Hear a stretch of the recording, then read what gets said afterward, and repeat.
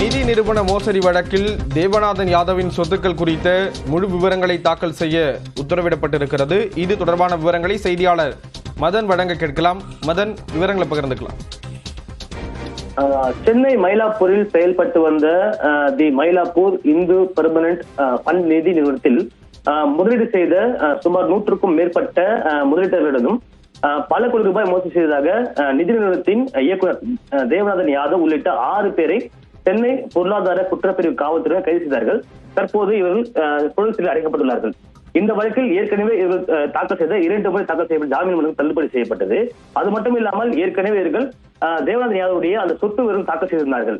இந்த நிலையில் தான் தற்போது 3வது முறையாக தேவநாதன் யாதவ் உள்ளிட்ட 3 பேர் ஜாமீன் கேட்டு உயர்நீதிமன்றத்தில் 3வது முறை மனு தாக்கல் செய்தார்கள்.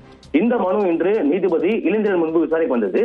அப்போது முதலீட்டாளர் சங்கம் சார்பில் ஆஜரான வழக்கறிஞர் தேவநாத யாதவ் 680 கோடி ரூபாய் அளவிற்கு தற்போது ஏமாற்றியுள்ளார்.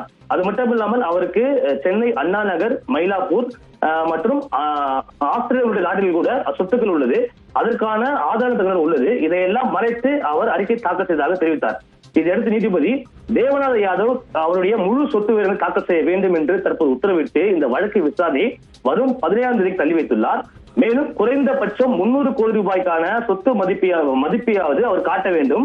அன்றைய தினம் தான் அவர் ஜாமீன் வழக்கு குறித்து பரிசீலிக்கப்படும் என்றும் தற்போது நீதிபதி இளந்திரன் தற்போது தெரிவித்துள்ளார்.